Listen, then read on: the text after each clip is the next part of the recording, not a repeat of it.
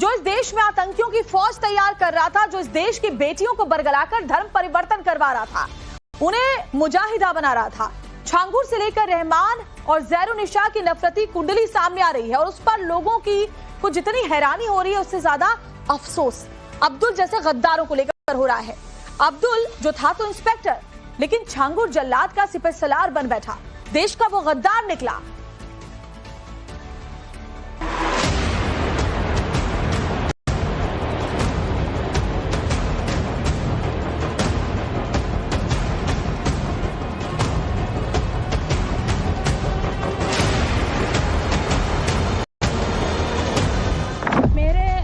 जानकारी में इन लोगों ने 1500 से 1600 लड़कियों का जो है धर्म परिवर्तन करवाया गया है और छांगुर का 500 से ज्यादा एजेंट है सऊदी के अंदर।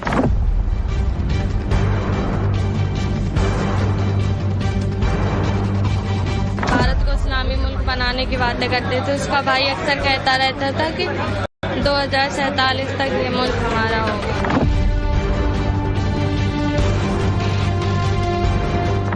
बोला कि मैं नहीं आ सकता, मेरी तबीयत खराब है और मेरे ऊपर पुलिस की नजर है। मेरा मुरीद है अदीदलाम शहर सऊदी के अंदर बदर अख्तर सिद्दीकी, वो आगे इसका धर्म परिवर्तन करवाएगा लड़की का।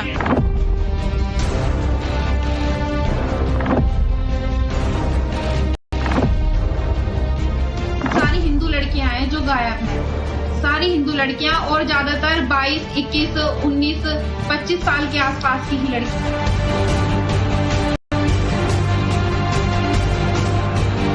और इसमें सिर्फ ये अकेले नहीं हैं, ये लोग बहुत बड़े पैमाने पे चल रहा है। इसमें छोटे बड़े मदरसे हैं, एनजीओज भी हैं। मेंटली प्रेशर डाल देते कि मुस्लिम धर्म में कन्वर्ट हो जाओगे तो ये हो जाएगा, वो हो जाएगा, बहुत अच्छे नेमतें होंगी, तुमको जन्नत का दरवाजा खुल जाएगा।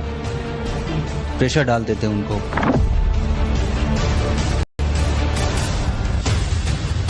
पंद्रह दिनों से इस देश में अवैध तरीके से धर्मांतरण को लेकर जिस तरह से एक के बाद एक गिरोह सामने आ रहे हैं, उसने हर किसी को जहनी तौर पर परेशान कर दिया है। हर किसी के दिलो दिमाग में एक बड़े खतरे की घंटी बजती हुई दिखाई दे रही है। यूपी में बलरामपुर के अतरौला में छांगुर से शुरुआत हुई। हजारों परिवार की बेटियां इस गैंग का शिकार हुई। छांगुर के कारनामों के पन्ने अभी उलट पलट हो ही रहे थे कि आगरा से 2 बेटियों के धर्म परिवर्तन की शिकायत पर रहमान गैंग सामने आ गया। पता चला बीते 35 सालों से ये गैंग ऑपरेशन उम्मत चला रहा था। जिस्मानी तौर पर शोषण करके ब्लैकमेलिंग और धर्म परिवर्तन का बड़ा रैकेट चला रहा था। रहमान की कहानी भी चल ही रही थी कि कुशीनगर से जैरुन्निसा का गैंग सामने आ गया। जैसे बारिश में जहां तहां से बाढ़ की खबरें आ रही हैं, वैसे ही धर्मांतरण का गिरोह चलाने वाले एक के बाद एक सामने आ रहे हैं। इसके साथ एक सवाल भी सामने आया कि आखिर ऐसा कैसे हो रहा है। गुपचुप तरीके से समाज के भीतर कैसे इतनी तेजी से ये गैंग काम कर रहे हैं। कोई इन्हें देख क्यों नहीं पा रहा है, कोई इन्हें पकड़ क्यों नहीं पा रहा।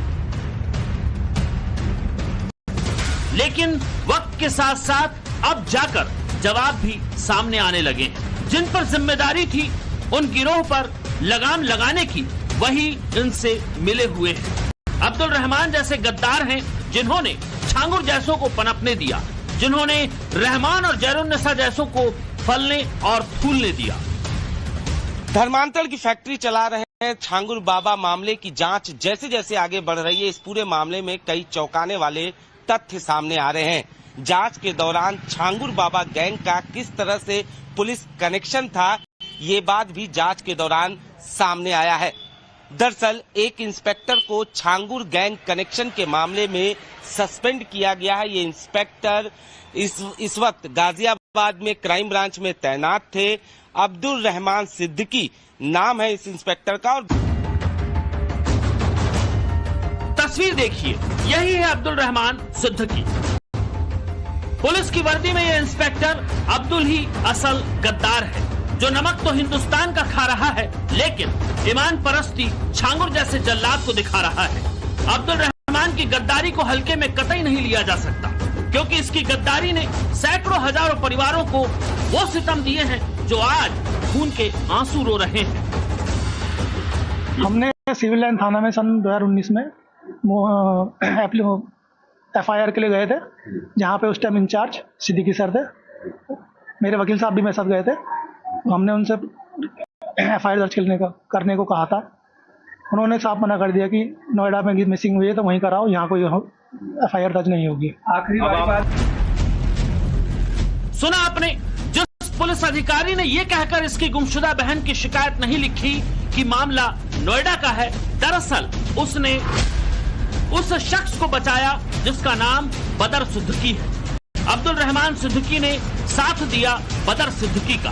मेरठ का रहने वाला बदर सिद्दीकी एक जिम ट्रेनर था और उस पर आरोप थे कि उसने दर्जनों हिंदू लड़कियों को अपने प्रेम जाल में फंसाया और फिर धर्मांतरण करके खाड़ी के देशों में भेज दिया।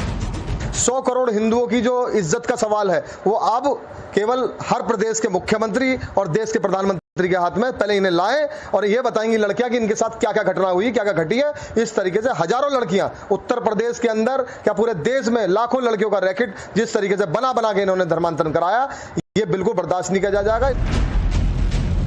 बदर सिद्दीकी ही वो शख्स था जिसने मेरठ में आतंक मचा रखा था।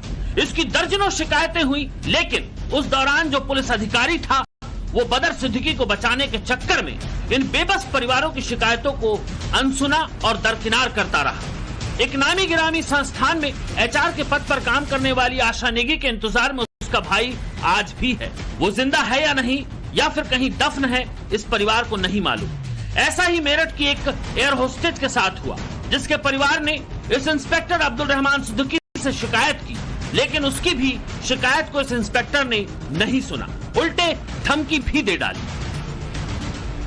बताया ये जा रहा है कि साल 2019 में जब अब्दुल रहमान सिद्दीकी मेरठ में तैनात थे, उस दौरान आरोप ये है कि एक एयर हॉस्टेज के लापता होने और धर्मांतरण का मामला जो है वो सामने आया था, जिसके बाद पीड़ित परिवार पुलिस स्टेशन पहुंचा, लेकिन उस दौरान अब्दुल रहमान सिद्दीकी ने न ही FIR दर्ज किया और बल्कि आरोप ये है कि पीड़ित परिवार को धमकाया भी।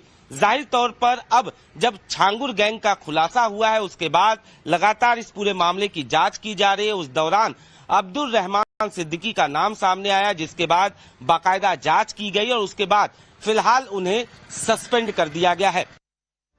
पुलिस स्टेशन पहुंचा, लेकिन उस दौरान अब्दुल रहमान सिद्दीकी ने न ही FIR दर्ज किया और बल्कि आरोप ये है कि पीड़ित परिवार को धमकाया भी।